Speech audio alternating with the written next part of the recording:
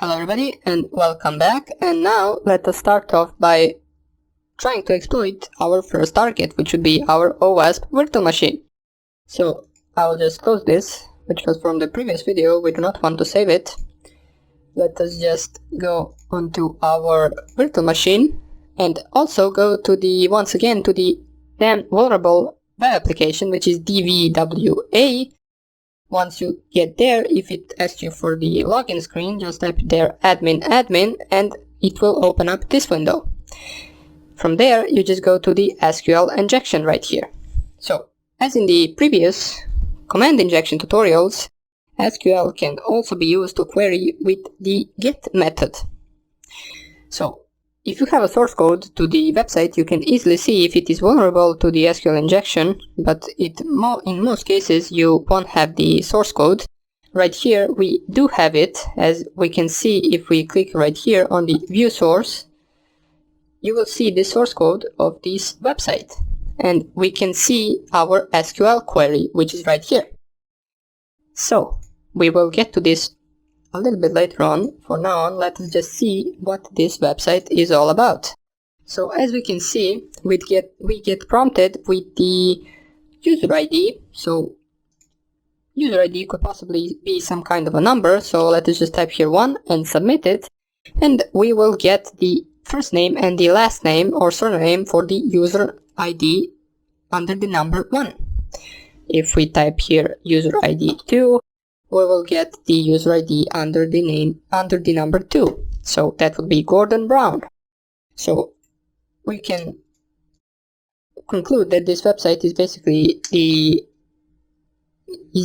giving the first and last name based on the user ID that you typed right here.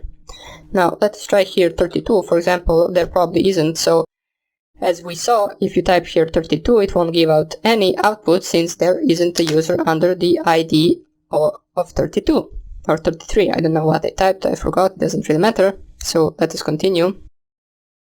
Now it all seems good for now, but what happens if we type here a special character that is used in programming languages, for example? Now we can cheat right here and type and view the source code, but the basic check, the most basic check for the SQL injection is always the apostrophe, a single apostrophe. Now, in most cases, once you type this, it will, if the server is vulnerable to the SQL injection, it will print out an error. It will say that there was an error in the SQL query, and let us just check that out. If I click here on submit, you will see we get some weird error that says you have an error in your SQL syntax. Check the manual that corresponds to your MySQL server version for the right syntax to use near this at line 1.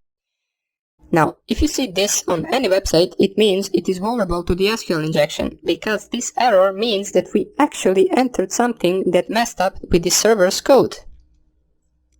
And it even says it right here that we have an error in SQL syntax. Now that error basically is the 3 apostrophe one next to another. So in order to explain that a little bit better, let me just go here and on view source, let me enlarge this, we can see that this is our SQL syntax. We can see that basically, as I explained in the previous video, it selects first name and last name from users where user ID equals, and then here it types any input that we typed in the user ID form. So for example, if we type there 2, it would print out 2, the information about user under ID 2. And you can see that the ID has the apostrophe from the left side and apostrophe from the right side, which means that the user input is anything between these 2 apostrophes, which is good. But what happened when we typed another apostrophe? It happened that this basically, let me just show you, let me copy the entire command, let us copy it, and let us open a leafpad. So I already had it open, so I will just open once again and paste the command right here.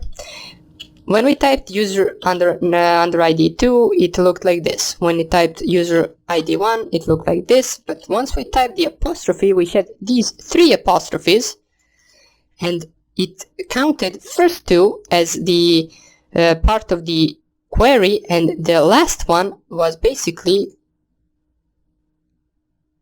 SQL didn't know how to interpret the last apostrophe, and it gave us an error.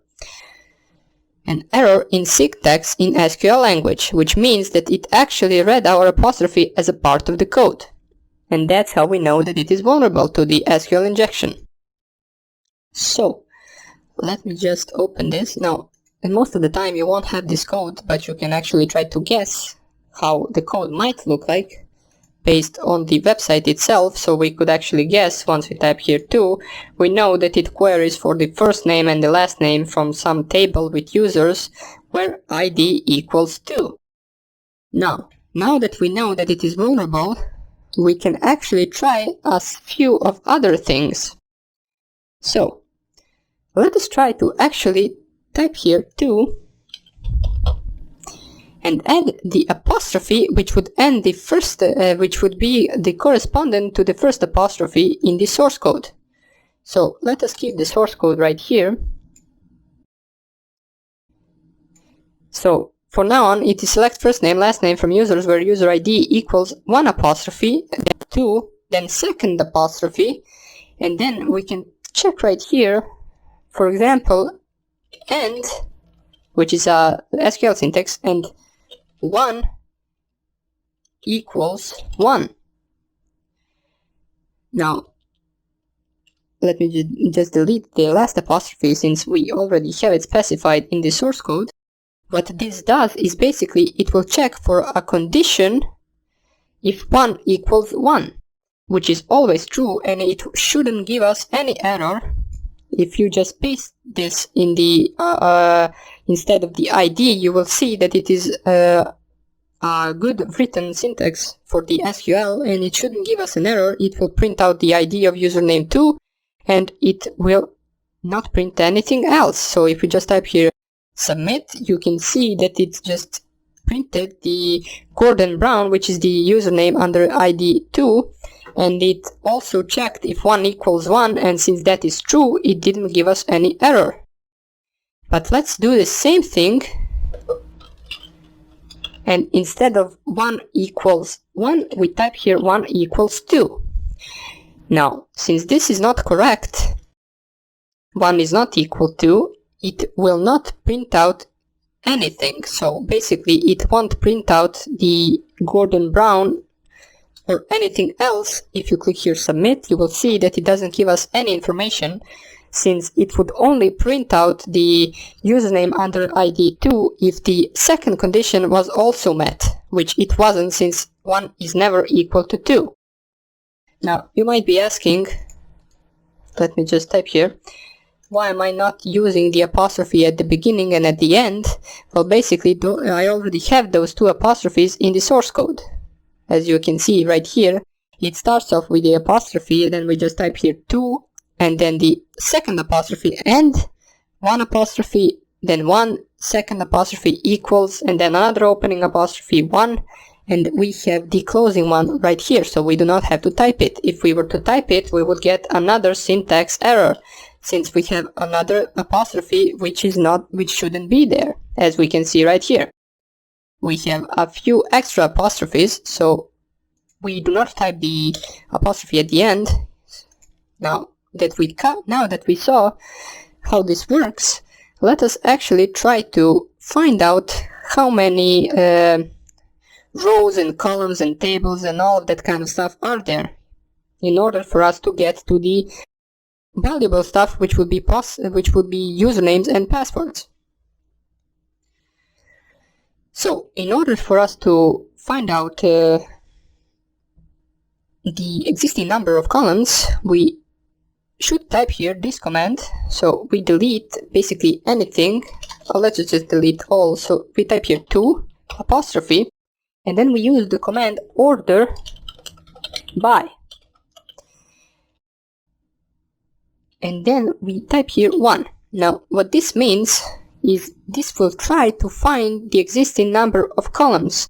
This order by one will basically see if there is one column, and we will just go one, order by 2, order by 3, and once it doesn't give us anything, it means that there is not a column under that number. Now after this, what we want to do is type here hashtag. Now you might be asking, why are we typing the hashtag now? Well, basically hashtag is the comment in the SQL language. So anything that comes after the hashtag is interpreted as a comment. So we type here hashtag and then apostrophe, and if we type right here, we can see that the column 1 exists.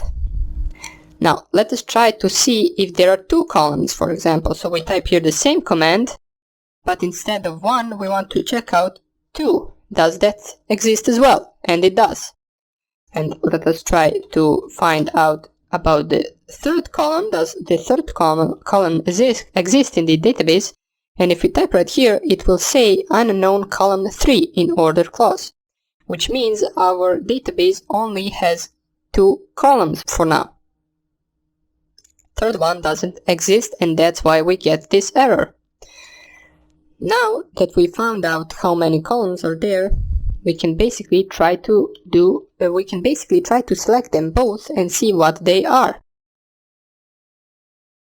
We want to see, for example, in which order are these columns, and we do that with this SQL query, which is 2. And basically, maybe I didn't mention, but this 2 is the ID for the Gordon Brown, I believe, guy. And we use that so we can specify another command after that, so it gives us our desired output. So we will use union select 1 and then comma 2 and then hashtag apostrophe. Basically this will give us in which order are these columns, these 2 columns that we found out. If we, for example, found out that there were 3 columns right here, we would just type here another comma and then 3. But since we only have 2, we just type here 1 comma 2, and we can see right here that the first name is the column number 1 and the surname is column number 2. Now this union command right here that we used, basically it is used to gather results from 2 queries, as we can see right here. So we will continue. We basically just found out some of the basic things right here, but we will continue to exploit it in the next tutorial. So I will just cut the tutorial here and we will continue from where we stopped right now, and I hope I see you there, and take care. Bye.